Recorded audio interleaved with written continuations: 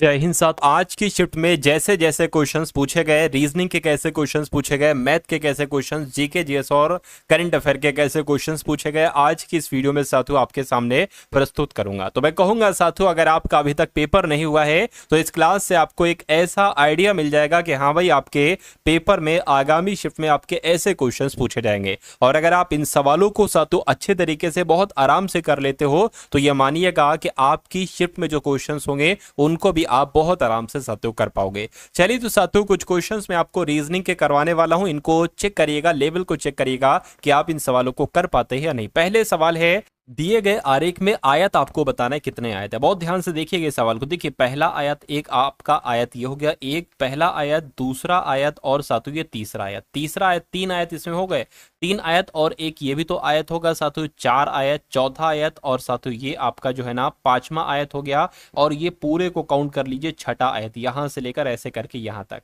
तो छह आयत इसमें निकले तो जाहिर सी बात है छह आयत इसमें ही निकलेंगे। ऐसे करके देखिए, एक आयत, दो आयत, तीन आयत और साथियों ये आपका चौथा आयत और ये आपका पांचवा आयत और फिर ये बड़ा वाला छठा आयत। छह आयत हो चुके हैं, ठीक है ना। छह आयत हो गए साथियों। अब अगर यहां पर हम लोग बात करें, छह छह छह 12 आयत हो गए, 12 13 आयत, 13 14 15 है ना, 15 और फिर ये बड़ा वाला 15 16 16 फिर ये आपका 17 17 और फिर एक ये बड़ा वाला पूरा ये 18, यानी कि कुल मिला के 18 आयत इसमें है और 18 ऑप्शन में भी है, ऑप्शन नंबर डी वाले में है। तो जिनका आंसर ऑप्शन नंबर डी के साथ है तो बिल्कुल सही है। अगला सवाल आपकी स्क्रीन पर है, डायरेक्शन का सवाल आपसे पूछा गया था। देखिए साथियों, कह रहे कि राहुल 10 किलोमीटर पूरब की ओर जाता है। तो जैसे जैसे कह रहा है वैसे वैसे हम करते जाएंगे। 10 किलोमीटर पूरब की तरफ हमने चला दिया, कह रहे कि बाईं ओर मुड़ता है और 3 किलोमीटर चलता है, बाईं ओर मुड़ा दिया और 3 किलोमीटर चला दिया। फिर से वो दाईं ओर मुड़ता है और 5 किलोमीटर चलता है, 5 किलोमीटर साथियों हमने इसको चला दिया। कह रहे कि फिर वो दाईं ओर मुड़ता है, एक सेकंड सॉरी, फिर वो दाईं ओर मुड़ता है, मैंने बाईं ओर मुड़ा दिया उसको भाई साहब। एक सेकंड, सही था क्या? देखिए फिर से कर लेते हैं। राहुल 10 किलोमीटर पूरब, ठीक है, बाईं ओर मुड़ा, बाईं ओर मुड़ा दिया, 3 किलोमीटर चलता है, चला दिया। वह दाईं ओर मुड़ता है, दाईं ओर चला दिया। फिर वो दाईं ओर मुड़कर साथियों 8 किलोमीटर चलता है। देखिए 5 3 तो यहाँ तक हो गए, जब ये 3 है तो ये भी 3 है और 5 यहाँ तक और टोटल कुल मिला के 8 किलोमीटर हमने दाईं ओर चला दिया। कह रहे कि अंत में वो एक बार दाईं ओर मुड़कर 3 किलोमीटर चलता है। तो दाईं ओर मुड़कर साथियों 3 किलोमीटर हमने चला दिया, यानी कि वह प्रारंभिक बिंदु से कितनी दूर और किस दिशा में है। अच्छा, किस दिशा की अगर बात करते हैं, किस दिशा में है, तो मैं कहूंगा ये तो पश्चिम दिशा में है। तो पश्चिम दिशा साथियों कहां पर लिखी हुई है, सबसे पहले ये बात आप लोग नोट डाउन करिए, पश्चिम दिशा कहां पर लिखी हुई है। अच्छा, प्रारंभिक बिंदु से कितनी दूर और किस दिशा में, प्रारंभिक बिंदु से पूछा जा रहा है साथियों किस दिशा में है। ऐसे तो वो अभी वो पश्चिम की दिशा की ओर देख रहा है, लेकिन कह रहे हैं कि अगर वो प्रारंभिक स्थिति से देखे तो वो किस दिशा में होगा। तो ये दिशा होती है, ये दिशा आपकी पूरब होती है, ये दिशा दक्षिण होती है। तो वो साथियों आपका किस दिशा में होगा, है ना, पूरब दक्षिण में होगा। ये दक्षिण होगा, ये पूरब हो गई। तो दक्षिण पूरब कहां पर लिखा हुआ है, सिर्फ और सिर्फ ऑप्शन नंबर डी में लिखा हुआ है। और अगर बात करें साथियों ये कैसे आप निकालेंगे, तो ये तरीका भी मैं आपको बता दे रहा हूं। देखिए ये टोटल जो है ना, ये कितनी 3 चली है ना और ये 5 है, तो 2 इधर हो जाएगी, 10 इधर हो जाएगी, यानी कि 12 ये हो गई साथियों। और एक तरीके से अगर बात करते हैं आपकी 5 ये हो जाएगी, 3 तो यहां तक हो गई और 5 आपकी ये हो जाएगी, 5 ये हो गई। तो यानी कि ये दूरी आपको बताना है। मैंने आपको ट्रिपलेट बताया था कि अगर त्रिभुज में आपको 2 भुजाएं दे रखी हो, क्या 3 4 और तीसरी भुजा पूछी जा रही, तो आपको बताना है 5 नहीं होगी। या अगर कभी भी आपको त्रिभुज में पहली भुजा 5 दूसरी भुजा 12 दे रखी हो तो हमेशा तीसरी भुजा 13 होगी। ये ट्रिपलेट होते हैं, रूल होते हैं। तो अगर पहली भुजा 5 है, दूसरी 12 है, तो तीसरी 13 होगी, यानी कि 13 किलोमीटर की दूरी इनके बीच होगी। तो ऐसा तो ऑप्शन नंबर डी में ही लिखा हुआ है। तो जिनका आंसर ऑप्शन नंबर डी के साथ है, मैं कहूंगा आंसर आपका बिल्कुल सही है। अगला सवाल कह रहे कि इन शब्दों को सार्थक क्रम में आपको साथियों व्यवस्थित करना है और बताना है आंसर आपका क्या होगा।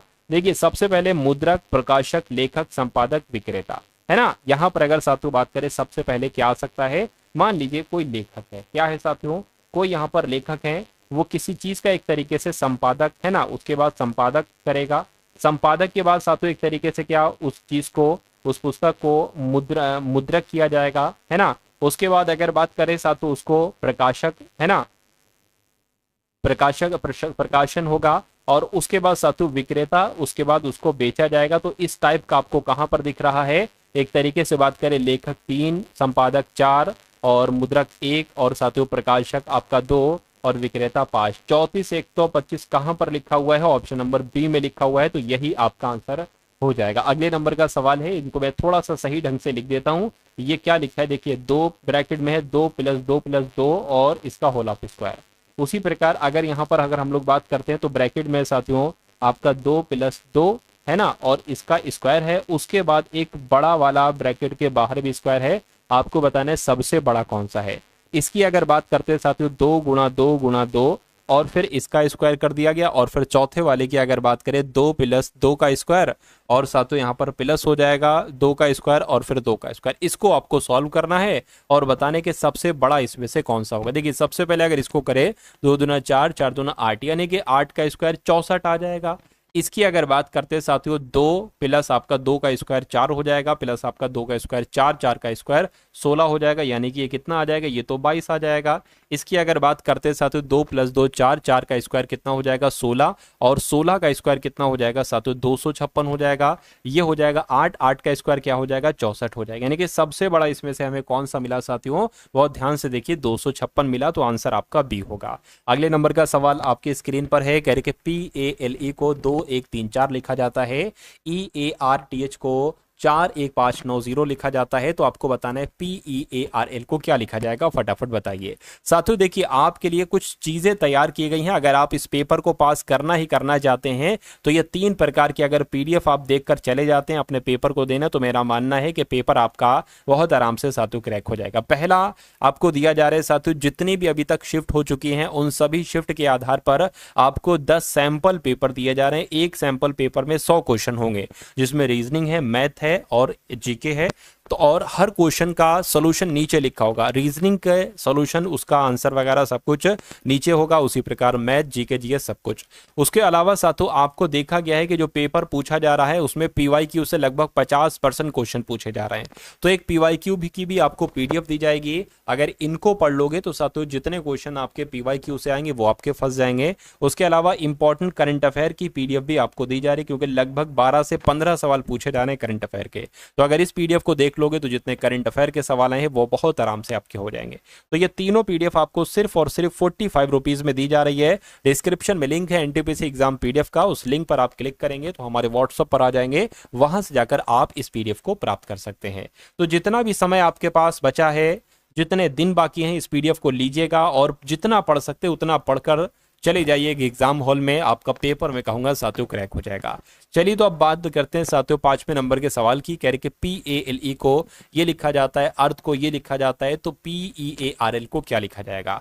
मुझे ऐसा लग रहा है कि कहीं P का कोड 2 तो नहीं, A का कोड 1 तो नहीं, L का कोड 3 तो नहीं, 5 का कोड 4 तो नहीं। देखिए P है, P का कोड 2 है तो यहाँ पर मैंने 2 लिख लिया। E की अगर बात करें, E का कोड 4 है तो साथियों मैंने यहाँ पर 4 लिख लिया। A की बात करें तो A का कोड 1 है तो यहाँ पे 1 लिख लिया, है ना। और R की अगर बात करें, R का कोड साथियों यहाँ पर आपका 5 लिखा हुआ तो 5 लिख लिया। और L की अगर बात करें, L का कोड साथियों यहाँ पर 3 है तो 3 लिख लिया। तो क्या ऑप्शन में 241 53 लिखा हुआ है? बिल्कुल लिखा हुआ है, ऑप्शन नंबर बी में लिखा हुआ है। तो ये क्या होगा? ये हमारा और आपका बिल्कुल सही जवाब होगा। अगले नंबर का सवाल कह रहे कि दर्पण में घड़ी का प्रतिबिंब 3:15 दिखाई देता है, सही समय क्या होगा? देखिए घड़ी में क्या बजा है साथियों, घड़ी में अगर बात करते हैं साथियों 3:15 हुआ है, 3:15 हुआ है, कुछ ऐसे करके साथियों ये आपका होगा, है ना। क्या होगा? एक सेकेंड, 3 बजकर, मतलब दोनों सुइयां लगभग लगभग समान ही होंगी, 3:15। तो सही समय क्या होगा? मैं कह सकता हूं साथियों, दर्पण में जब आप देखोगे, है ना, दर्पण में देखोगे तो साथियों ये इसको साथियों हटा के ये चीज किधर हो जाएगी साथियों? ये 8:45 बज जाएगा। 8:45 मतलब 8:45 की बात करें तो 8:45 बजेगा। इसलिए आंसर आपका ऑप्शन नंबर ए हो जाएगा। अगला सवाल आपकी स्क्रीन पर है। आपसे कहा जा रहा है कि एक महिला का परिचय देते हुए दूसरी महिला ने कहा, यानी कि ये महिला कह रही हैं, किसी महिला का परिचय देते हुए क्या कहती हैं, हम देखते हैं। कहती हैं कि वो महिला, यानी कि ये महिला, में मोहन के दादा जो मेरे पति के पिता हैं। देखिए मेरे पति के, इनके मान लीजिए कोई पति होंगे और इनके पति के पिता कौन होंगे, है ना, इनके पति के पिता यानी कि इनके ससुर जी होंगे। यानी कि मोहन के दादा जो है ना, यानी कि ये मोहन के दादा हैं जो मेरे पति के पिता हैं, यानी कि ये मोहन के दादा हैं। कहने का मतलब है कि मोहन इन दोनों का बच्चा है, महिला का और इनका, यानी कि इसकी इकलौती बेटी है। क्या फिर से देखिए सातु जरा यहाँ पर क्या कहा जा रहा है। एक महिला का परिचय देते हुए दूसरी महिला ने कहा कि वो महिला मोहन के दादा, अच्छा मोहन के दादा जो मेरे पति के पिता की इकलौती एक की इकलौती बेटी है। अच्छा, यानी कि ये महिला जो है ना साथियों, ये इनकी बेटी है ना, इतनी बात समझ में आ गई। तो मैं कह सकता हूं साथियों कि ये इनकी बहन होंगी, यानी कि ये इनकी बहन होगी, क्योंकि ये पिताजी हैं, ये बेटी हैं, है ना, और ये बच्चा है इनका। मैं कहूंगा सातु कहा जा रहा है कि दूसरी महिला का पहली महिला से क्या संबंध होगा, यानी कि ये पहली महिला क्या कहेंगे इनको, तो ये तो भाई की, है ना, एक तरीके से नहीं, ये वाली महिला क्या कहेंगी, ये वाली महिला की अगर बात करें, भाई की पत्नी को क्या कहा जाता है, भाभी कहा जाता है, तो मैं कहूंगा भाभी कहेंगी, तो भाभी आपका आंसर हो जाएगा। उसके बाद देखिए सातु अगले नंबर का सवाल आपकी स्क्रीन पर है, देखिए और बताइए राइट आंसर क्या होगा। यहाँ पे आपको सिर्फ लॉजिक ढूंढना है कि आखिर साथ यहाँ पर लॉजिक आपको क्या लग रहा है। देखिए 5 6 3 8 को कैलकुलेट करके 6 बनाया गया, मुझे ऐसा लगता है 10 4 2 7 को कैलकुलेट करके 26, तो 9 7 6 8 को कैलकुलेट करके क्या बनाया जा सकता है, बस इतनी सी बात आपको बताना है। अच्छा, अगर हम साथियों इसको गुणा करें, देखिए 5 छंग कितना हो जाएगा 30, और 3 अट्ठे कितना हो जाएगा साथियों 24, और अगर इन दोनों को हम घटा देते हैं तो हमें साथियों 6 मिलता है, और देखिए 6 यहाँ पर लिखा हुआ है। उसी प्रकार 10 की गुणा अगर हम 4 से कराते हैं तो साथियों 40 आता है, और 2 सत्ते कितना होता है 24 14 होता है, अगर इनको घटाते हैं साथियों तो 26 आता है, और 26 देखिए यहाँ पर लिखा हुआ है, यानी कि साथियों 9 सत्ते कितना हो जाएगा 63 हो जाएगा, 6 अट्ठे कितना हो जाएगा 48 हो जाएगा, इनको आपको घटाना है। 13 में से 8 जाएगा तो 5 बचेगा, 5 में से 4 जाएगा तो 1 बचेगा, यानी कि यहाँ पर 15 आएगा। तो 15 कौन से ऑप्शन में है, ऑप्शन नंबर बी वाले में। अगला सवाल देखिए साथियों, कह रहे कि निम्नलिखित में से कौन सी आकृति अभिनेताओं, पशुओं और पक्षियों को प्रदर्शित करती है। मैं कहूंगा अभिनेता अलग होते हैं, पशु अलग होते हैं, पक्षी अलग होते हैं, तो कुछ ऐसा कहाँ पर साथियों आकृति बनी है, मैं कहूंगा ऐसा तो ऑप्शन नंबर बी में बनी हुई है। उसके बाद देखिए शानदार क्वेश्चन है साथियों, आपकी स्क्रीन पर है, क्या कहा जा रहा है बहुत आराम से देखिएगा, और इस कॉन्सेप्ट पर आधारित अगली शिफ्ट में भी साथियों आपसे एग्जाम में सवाल पूछा जाएगा। साथियों अगर आपने अभी तक इस वीडियो को लाइक नहीं किया है तो वीडियो को एक लाइक जरूर कर दीजिए। चैनल पर अगर नए हैं और आप इस एग्जाम को साथियों क्रैक करना चाहते हैं तो इस चैनल को भी सब्सक्राइब कर दीजिए, और कमेंट सेक्शन में साथियों एक जय हिंद का नारा लगा दीजिए, जय हिंद का कमेंट कर दीजिए, और बता दीजिएगा कि आपकी शिफ्ट साथियों कौन सी डेट में है, कब आपकी एग्जाम है। चलिए तो अब बात करते हैं साथियों इस सवाल की। यहाँ पर कहा जा रहा है कि रघु अपनी कार में घर से अंदर क्या रघु अपनी कार में अपने घर से चलता है, ठीक है, उत्तर की ओर 8 किलोमीटर जाता है, उत्तर की तरफ हमने 8 किलोमीटर इसको चला दिया, ठीक है ना। एक सेकेंड, अगर बात करते हैं उत्तर की तरफ हमने इसको 8 किलोमीटर चला दिया, कह रहे हैं कि साथियों फिर वो पूर्व की ओर 6 किलोमीटर जाता है, तो पूर्व की तरफ भी साथियों हमने इसको 6 किलोमीटर चला दिया, फिर 10 किलोमीटर अपनी दाईं ओर जाता है, 10 किलोमीटर अपनी दाईं ओर जाता है, देखिए 8 तो यहां तक हो जाएगा, 2 और चला देते हैं, यानी कि टोटल कितना हो जाएगा साथियों 10 किलोमीटर हो जाएगा। उसके बाद कह रहे हैं कि 4 किलोमीटर अपनी बाईं ओर जाता है, 4 किलोमीटर बाईं ओर, तो बाईं मुड़ा साथियों 4 किलोमीटर हमने चला दिया, है ना, और कहने के 10 किलोमीटर उत्तर की ओर जाता है, 10 किलोमीटर फिर वो उत्तर की तरफ जाता है, तो ये कितना हो जाएगा 2, है ना, यानी कि लगभग 10 किलोमीटर साथियों यहां तक आ जाना चाहिए आपका। चलिए अंततः 4 किलोमीटर अपनी दाईं ओर जाता है, 4 किलोमीटर अपनी दाईं ओर जाता है, प्रारंभिक स्थल के संदर्भ में वे किस दिशा में है, यानी कि प्रारंभिक वो यहां पर था, तो ये दिशा आपसे पूछी जा रही कि ये दिशा क्या होगी, क्योंकि अभी वो यहां पर है, तो भैया ये दिशा देख लो, ये दिशा देख लो, ये दिशा होती है उत्तर और ये दिशा होती है पूर्व, यानी कि वो उत्तर पूर्व में है। तो उत्तर पूर्व कहां पर लिखा हुआ है, ऑप्शन नंबर बी में लिखा हुआ है, तो ये क्या होगा, ये आपके सवाल का बिल्कुल सही और सटीक जवाब हो जाएगा। अगले नंबर का सवाल है आपकी स्क्रीन पर, कह रहे हैं कि वीणा की ओर संकेत करते हुए मोहन ने कहा, मोहन क्या कह रहा है, मोहन कह रहा है साथियों वीणा की तरफ संकेत करते हुए कि वो यानी कि वीणा मेरे दादा की इकलौती पुत्री, अच्छा मेरे दादा की इकलौती, यानी कि मोहन कह रहा है मेरे दादा यानी कि मोहन के पिता के पिता, है ना, इनकी पुत्री, यानी कि इनकी कोई पुत्री होंगे तो ये दोनों आपस में भाई बहन हो जाएंगे, और ये उनका बेटा हो जाएगा, ये इनका बेटा हो जाएगा। तो क्या कहा जा रहा है कि ये जो वीणा है ना, ये मेरे दादा के इकलौती पुत्री यानी कि एक तरीके से इनकी बेटी है, ये इकलौती पुत्री है, तो ये इनकी बेटी हो गई। तो वीणा का मोहन से क्या संबंध होगा, ये आपसे पूछा जा रहा है। ये कौन हुई, ये फुफ्फो हुई, फुफेरी फुफ्फो हुई। और फुफ्फो की बेटी को क्या कहा जाता है साथियों, फुफेरी बहन कहा जाता है। तो मैं कहूंगा फुफेरी बहन आपके सवाल का बिल्कुल सही जवाब हो जाएगा। मोहन क्या कहेगा साथियों, वीणा को फुफेरी बहन कहेगा, है ना। अगले नंबर का सवाल आपकी स्क्रीन पर आ चुका है, कह रहे के 5 6 126, फिर आपको बताने यहाँ पर क्या नंबर आएगा। देखिए अगर हम 5 से 126 बनाए तो मुझे ऐसा लगता है कि 5 का स्क्वायर जो होता है वो 125 होता है, इसमें एक जोड़ दोगे तो 126 बन जाएगा। क्या 6 का स्क्वायर अगर हम करा दें, 6 का स्क्वायर कितना होता है, 216 आता है। क्या एक इसमें अगर हम जोड़ दें तो ये तो 217 हो जाएगा। क्या 217 ऑप्शन में है, बिल्कुल ऑप्शन में, ऑप्शन नंबर सी वाले में। तो जिनका आंसर ऑप्शन नंबर सी के साथ था तो बिल्कुल सही था। और साथियों अब हम लोग यहाँ पर कुछ क्वेश्चंस देख लेंगे मैथ्स के साथियों। देख लीजिए ऐसे क्वेश्चन आपके लिए साथियों इंपॉर्टेंट बनते हैं। क्या कहा जा रहा है आपसे, कह रहे हैं कि एक विक्रेता 225 रुपए की घड़ी खरीदता है, उसकी मरम्मत पर 15 रुपए खर्च करता है। यदि वो इसको 300 रुपए में बेचता है तो उसको कितना लाभ होगा। देखिए 225 की तो उसने घड़ी खरीदी थी, 15 रुपए और इस पर लगाता है, यानी कि वो अब जो हो गई है वो 240 रुपए की हो गई है। लेकिन वो करता क्या, वो इसको 300 रुपए की बेचता है, यानी कि प्रॉफिट जो उसको मिला है वो 60 रुपए का मिला है। लेकिन इसको 60 रुपए को प्रतिशत में बदलना है तो 100 से गुणा कराइए, नीचे आप क्रय मूल्य रखें। क्रय मूल्य कितना है साथियों, 240 है। यानी कि वो घड़ी उसको कितने रुपए में पड़ी, तो 240 रुपए में पड़ी। तो 60 एकम 60, 60 चौक 240 होते हैं, 4 से कट करोगे मैं कहूंगा 25 आ जाएगा, यानी कि 25% का उसको प्रॉफिट होगा। ऐसा कहां पर लिखा हुआ है, ऐसा सी में लिखा हुआ है। उसके बाद देखिए अगले नंबर का सवाल है, कह रहे कि एक प्लेटफॉर्म पर 225 मीटर लंबी रेलगाड़ी ए रुक जाती है, ठीक है, जिससे 375 मीटर लंबी रेलगाड़ी बी निकल जाए। रेलगाड़ी बी की गति 90 किलोमीटर प्रति घंटा है।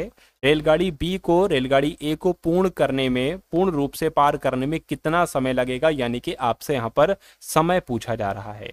और आप सभी लोग जानते हैं कि समय बराबर क्या होता है, दूरी बटे चाल होता है। समय बराबर क्या होता है साथियों, दूरी बटे यहाँ पर चाल होता है। इतनी बात क्लियर है, बिल्कुल क्लियर है। अच्छा देखिए कभी भी आपको अगर सवाल में क्या दे रखी हो, कभी भी आपको साथियों एक तो ट्रेन की लंबाई दे रखी हो, रेलगाड़ी की लंबाई यहां पर कहा गया 225 मीटर रेलगाड़ी की लंबाई है, और उसके अलावा साथियों क्या यहां पर कहा गया है, जिससे 375 मीटर लंबी रेलगाड़ी बी निकल जाती, यानी कि एक प्लेटफॉर्म पर एक 225 मीटर लंबी रेलगाड़ी ए रुक जाती है, जिससे 375 मीटर लंबी रेलगाड़ी बी निकल जाती है। तो यहाँ पर दो ट्रेनों की साथियों लंबाई दी गई है, तो मैं कहूंगा दूरी जो हम मानेंगे जब आप इनको प्लस कर दोगे यही आपकी दूरी कहलाई जाएगी, क्योंकि हमें चाहिए है दूरी बटे चाल, तभी तो हमारा समय निकल पाएगा। दूरी कितनी होगी, 225 प्लस आपका 375, ये दूरी आपकी हो जाएगी। और आपकी चाल कितनी होगी, चाल ये लिखिए 90 किलोमीटर प्रति घंटा। अच्छा यहाँ पर आप देखेंगे कि समय आपको सेकंड में दे रखा है, तो ये तो सही है, दूरी मीटर में है, मीटर प्रति सेकंड होता है, तो मीटर में दूरी है, सेकंड में इसको कर लीजिए साथियों। ये जो आपका एक तरीके से चाल है ना, सेकंड नहीं बल्कि इसको मीटर प्रति सेकंड में कर लीजिए चाल को। तो किलोमीटर प्रति घंटे की चाल को मीटर प्रति सेकंड में अगर कभी भी आपको बदलना हो तो हमेशा 5/18 से गुणा करनी होती है। 18 × 18, 18 पंजे 90 हो जाएगा, 5 पंजे 25 हो जाएगा। यानी कि अब जो आपकी चाल निकल कर आएगी मीटर प्रति सेकंड में तो कितनी आ जाएगी, 25 मीटर प्रति सेकंड आ जाएगी। तो आपको क्या निकालना है साथियों, आपको समय निकालना है।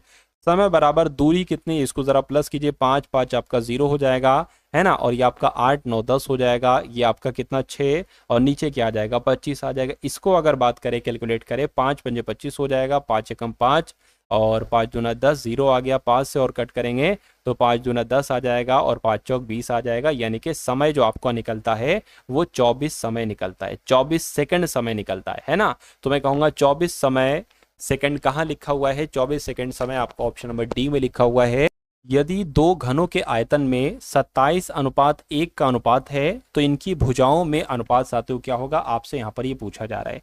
कभी भी अगर आपको ऐसा सवाल दे कि घनों का आयतन इतना इतना है तो उनकी भुजाओं का अनुपात कितना होगा, तो देखिए ये किसी नंबर का क्यूब होगा। किसका क्यूब है साथियों, ये 3 का क्यूब है, और 1 की अगर बात करें तो ये 1 का क्यूब है, यानी कि मैं कह सकता हूँ 3:1 इनकी भुजाओं का अनुपात हो जाएगा। और ऐसा कहाँ लिखा हुआ है, ऐसा आपका ऑप्शन नंबर ए में लिखा हुआ है। अब उसके बाद देखिए साथियों, रीजनिंग और मैथ के क्वेश्चंस हो चुके हैं और अब हम लोग साथियों यहाँ पर 40 सवाल देखेंगे GK GS plus current affair के। आप देखिएगा साथियों इसमें से कितने सवाल आपके सही होते हैं, और यहाँ से मैं कहूँगा कई सारे क्वेश्चंस आपको एग्जाम में भी देखने को मिलेंगे, है ना। चलिए तो साथियों 40 सवालों में से 10 सवाल करंट अफेयर के देखेंगे लगभग, और 30 सवाल जीके जीएस के देखेंगे। कह रहे कि निम्नलिखित में से किस स्वतंत्रता सेनानी ने नौजवान भारत सभा की स्थापना की थी? तो मैं कहूँगा भगत सिंह के द्वारा नौजवान भारत सभा की स्थापना की गई थी। अच्छा, कब की गई थी? 1926 में की गई थी। अगर पूछा जाए कहां पर की थी, तो साथियों पंजाब में की थी। इतनी जानकारी आपको याद रखना है। उसके बाद देखिए कह रहे कि साथियों जलियांवाला बाग हत्याकांड के लिए जिम्मेदार जनरल डायर की हत्या इनमें से किसने की थी? तो किसके द्वारा की गई थी? मैं कहूंगा सरदार उधम सिंह के द्वारा की गई थी। आंसर आपका जो जाएगा वो ऑप्शन नंबर बी के साथ जाएगा। अगला सवाल देखिए कह रहे कि अली बंधु शौकत अली मोहम्मद अली द्वारा भारत में किस आंदोलन का नेतृत्व किया गया था? तो मैं कह सकता हूं साथियों खिलाफत आंदोलन का नेतृत्व किया गया था। राइट आंसर आपका डी होगा। उसके बाद देखिए चौरी चौरा कांड की घटना के परिणाम स्वरूप इनमें से किस आंदोलन को अचानक बंद कर दिया गया था? तो किसकी बात चल रही है? मैं कह सकता हूं साथियों असहयोग आंदोलन की बात चल रही है। ये बात आप सभी लोगों को याद रखना है ना साथियों। ये एक तरीके से 1922 में घटित हुआ था। ये बात आपको याद रखना है। गोरखपुर जिले के चौरी चौरा नामक स्थान पर असहयोग आंदोलन में जो भी साथियों सदस्य थे, उन्होंने एक तरीके से एक पुलिस स्टेशन में साथियों आग वगैरह लगा दी थी। उसके बाद देखिए कह रहे कि भारत और पाकिस्तान के बीच 1960 में हुई सिंधु जल संधि पर किस शहर में हस्ताक्षर किए गए थे? तो मैं कह सकता हूं कराची में हस्ताक्षर किए गए थे। ये आप लोग याद रखेंगे। आंसर आपका सी होगा। उसके बाद देखिए निम्न में से किसका निर्माण प्रथम विश्व युद्ध में शहीद हुए सैनिकों की स्मृति में किया गया था? तो किसकी बात चल रही है? आपको याद रखना है इंडिया गेट की बात चल रही है। इंडिया गेट आपके सवाल का बिल्कुल सही और सटीक जवाब हो जाएगा। चलिए अगर आपसे पूछा जाए इंडिया गेट की आधारशिला कब रखी गई थी, तो आधारशिला 1921 में रखी गई थी। किसने? ड्यूक ऑफ कनाट ने रखी थी साथियों आधारशिला। ये बात आपको याद रखना है। लेकिन साथियों एडविन लुटियन ने इसका डिजाइन तैयार किया था। ये दोनों बातें आपको याद रखना है। कह रहे कि कौन सा अनुच्छेद भारतीय संसद को जातियों, उपजातियों और जनजातियों की अनुसूचित जातियों की सूची में शामिल करने और उससे बाहर करने की शक्ति प्रदान करता है? तो किस अनुच्छेद की बात चल रही है? मैं कहूंगा अनुच्छेद 341 की बात चल रही है। ये पेपर में आपके सवाल आएगा। अगला देखिए कह रहे कि संसद द्वारा निशुल्क और अनिवार्य शिक्षा का अधिकार किस अधिनियम के द्वारा साथियों दिया गया है? मैं कह सकता हूं 2009 के अधिनियम के द्वारा दिया गया है। राइट आंसर आपका सी होगा। उसके बाद देखिए अगला सवाल है कह रहे कि किस प्रधानमंत्री की मृत्यु के बाद गुलजारी लाल नंदा ने दूसरी बार कार्यवाहक प्रधानमंत्री के रूप में पदभार संभाला था? तो लाल बहादुर शास्त्री आपके सवाल का जवाब हो जाएगा। लाल बहादुर शास्त्री की मृत्यु के बाद गुलजारी लाल नंदा ने प्रधानमंत्री के रूप में दूसरी बार कार्यवाहक संभाला था। अगला देखिए कह रहे कि अनुच्छेद 78 के अंतर्गत मंत्रिपरिषद के सभी निर्णयों के बारे में इनमें से कौन राष्ट्रपति को सूचित करेगा? तो कौन राष्ट्रपति को सूचित करते हैं? मैं कहूंगा प्रधानमंत्री करते हैं। इसलिए आपके सवाल का जवाब जो जाएगा वो ऑप्शन नंबर बी होगा। उसके बाद देखिए कह रहे कि भारत की सरकार के अर्ध संघीय रूप का प्रावधान कहां से लिया गया है? तो पता कहां से लिया गया है? कनाडा देश के संविधान से लिया गया है। कनाडा आपका राइट आंसर हो जाएगा। उसके बाद देखिए अगला सवाल है कह रहे कि सरकारिया आयोग की स्थापना 1983 में किस प्रयोजन के लिए की गई थी? तो किस प्रयोजन के लिए की गई थी? मौजूदा कई करों को एकीकृत वस्तु एवं सेवा कर से बदलने, ये तो नहीं होगा। अदालतों में मुकदमा, ये भी नहीं होगा। राज्य और केंद्र सरकार के बीच संबंध और शक्ति के संतुलन की जांच करने और परिवर्तनों का सुझाव देने के लिए ही सरकारी आयोग की स्थापना की गई थी। बिल्कुल सही जवाब साथियों। आंसर आपका जो जाएगा वो ऑप्शन नंबर सी के साथ जाएगा। उसके बाद देखिए करके भारतीय आधिकारिक गोपनीयता अधिनियम कब पारित किया गया, जिसने प्रेस की स्वतंत्रता को प्रतिबंधित कर दिया था? तो मैं कह सकता हूं साथियों 1904 में इसको पारित किया था, भारतीय आधिकारिक गोपनीयता अधिनियम को। उसके बाद देखिए पृथ्वी के आवरण में गैसों के साथ मिश्रित पिघले हुए पदार्थ को क्या कहा जाता है? तो इसको क्या कहा जाता है साथियों? मैग्मा कहा जाता है। मैग्मा आपके सवाल का बिल्कुल सही और सटीक जवाब हो जाएगा। अगला सवाल देखिए करके अंतर्राष्ट्रीय तिथि रेखा से होकर गुजरती है। तो आपको ये बात याद रखना है कि 180 डिग्री ग्रीनविच से साथियों अंतर्राष्ट्रीय तिथि रेखा होकर गुजरती है। आंसर आपका बी होगा। उसके बाद देखिए पाकिस्तान में सिंधु नदी को किस उर्दू नाम से संबोधित किया जाता है?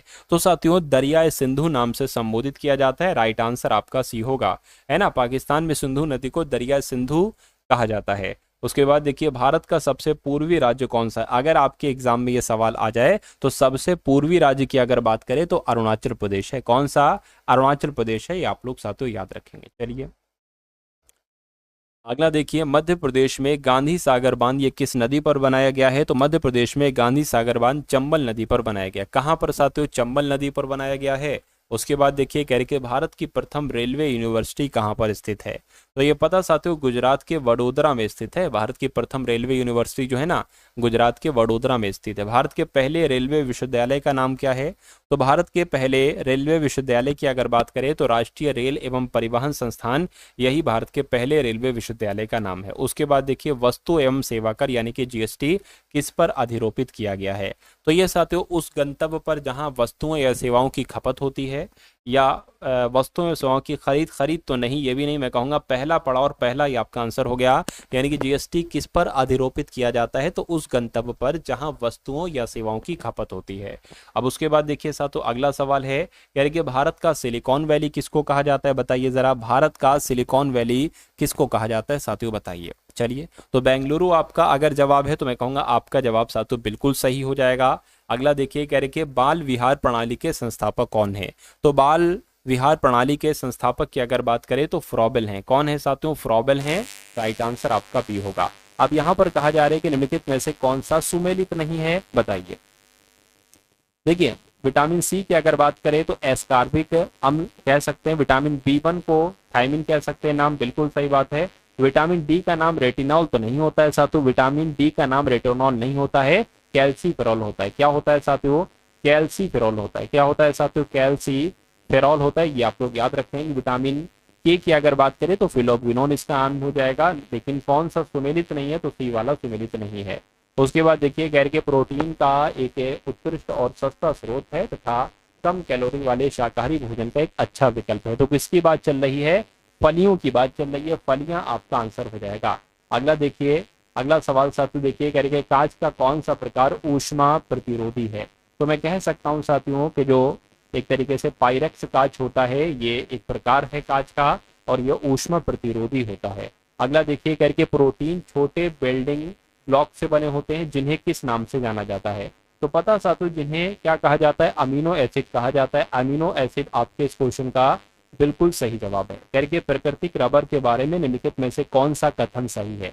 तो प्राकृतिक रबर के बारे में देखते हैं, क्या ये एक प्राकृतिक बहुलक है? बिल्कुल ये कृत्रिम बहुलक नहीं है ना, बहुलक नहीं है, ये भी गलत है। प्राकृतिक बहुलक है, बिल्कुल सही। और इसमें लोचदार गुण होते हैं और कह रहे हैं कि लोचदार गुण नहीं होते, गलत है। मैं कहूंगा इस सवाल का जवाब आपका ए के साथ जाएगा, क्योंकि प्राकृतिक रबर एक प्राकृतिक बहुलक होता है और इसमें लोचदार गुण पाए जाते हैं। उसके बाद देखिए अगला सवाल कह रहे कि सापेक्षता का सिद्धांत यानी कि थ्योरी ऑफ रिलेटिविटी इनमें से किसके द्वारा प्रतिपादित की गई थी? तो किसके द्वारा प्रतिपादित की गई थी अगर आपसे एग्जाम में पूछा जाए तो अल्बर्ट आइंस्टीन के द्वारा प्रतिपादित की गई थी।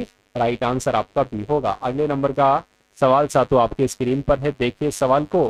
करके निम्नलिखित में से किसका अधिकतम तापजनक मान होता है? तो मैं कहूंगा साथियों हाइड्रोजन का अधिकतम तापजनक मान होता है। आंसर आपका ए होगा। करके किस भारतीय खिलाड़ी ने पेशेवर बैडमिंटन से संन्यास की घोषणा की है? तो यहाँ पर अगर बात करें अभी हाल फिलहाल में करंट अफेयर के सवाल हैं ये, हाल फिलहाल में साथियों सुमित रेड्डी ने ही, है ना, ये भारतीय खिलाड़ी हैं और इन्होंने पेशेवर बैडमिंटन से संन्यास की घोषणा की है। उसके बाद देखिए कौन दुनिया की सबसे बड़ी स्टील कंपनी बनी है? तो इस कंपनी की अगर हम बात करते हैं साथियों JSW स्टील कंपनी ही दुनिया की सबसे बड़ी स्टील कंपनी बनी है। किस देश ने फेसबुक पर प्रतिबंध लगाया है? तो मैं कहूंगा साथियों पपुआ न्यू गिनी देश जो है ना साथियों, इस देश ने फेसबुक पर प्रतिबंध लगाया है। किसे भारतीय औद्योगिक वित्त निगम का MD और CEO नियुक्त किया गया है? तो किसकी बात चल रही है? मैं कहूंगा राहुल भावे की बात चल रही है। राहुल भावे को भारतीय औद्योगिक वित्त निगम का MD और CEO नियुक्त किया गया है। विश्व का दूसरा सबसे बड़ा चाय निर्यातक देश कौन सा बना है? तो अपना देश भारत बना है साथियों विश्व का दूसरा सबसे बड़ा चाय निर्यातक देश। अगला देखिए कह रहे ग्रामीण विकास मंत्रालय ने भारत में ग्रामीण महिलाओं और युवाओं को सशक्त बनाने के लिए किसके साथ समझौता किया है? तो साथियों किसके साथ समझौता किया है? यूनिसेफ के साथ समझौता किया है। राइट आंसर आपका जो जाएगा वो ऑप्शन नंबर बी के साथ जाएगा। कह रहे केनरा बैंक ने किसे कार्यकारी निदेशक नियुक्त किया है? तो मैं कह सकता हूं साथियों एसके मजूमदार आपका आंसर हो जाएगा, क्योंकि केनरा बैंक के कार्यकारी निदेशक एसके मजूमदार बने हैं। कह रहे कि खेलो इंडिया पैरा गेम्स के दूसरे संस्करण में कौन शीर्ष पर रहा है। तो कौन शीर्ष पर रहा है आपसे पूछा जा रहा है। हरियाणा राज्य शीर्ष पर रहा है खेलो इंडिया पैरा गेम्स के दूसरे संस्करण में। उसके बाद देखिए कौन वरिष्ठ नागरिक आयोग स्थापित करने वाला पहला राज्य बना है। तो आपका जवाब जो जाएगा वो केरल के साथ जाएगा। उसके बाद देखिए कह रहे भारत में स्वदेशी मिसाइल BLSRSAM का सफलतापूर्वक परीक्षण कहां पर किया है साथियों। तो ओडिशा में किया है। राइट आंसर आपका ए है। तो यहाँ पर साथियों आज के इस वीडियो में आपने रीजनिंग देखी, आपने मैथ देखी, आपने जीके जीएस देखी और आपने साथियों करंट अफेयर देखी। ये वीडियो आपको कैसी लगी है, अगर पसंद आई है तो कमेंट करके मुझे जरूर बताइएगा। और उसके अलावा मैं आपको बता देना चाहता हूँ आपको दो काम करना है। एक तो प्लेलिस्ट आपको डिस्क्रिप्शन में दे दी गई है, उसमें सारी प्रीवियस ईयर की मतलब प्रीवियस ईयर की कह सकते हैं, प्रीवियस ईयर क्वेश्चन भी उसमें है और जितने शिफ्ट हो चुके हैं उस टाइप के भी क्वेश्चंस हैं, है ना। और जो इंपॉर्टेंट क्वेश्चन है उनकी भी वीडियोस हैं। प्लेलिस्ट को जाकर जरूर वॉच कर लीजिएगा सारी।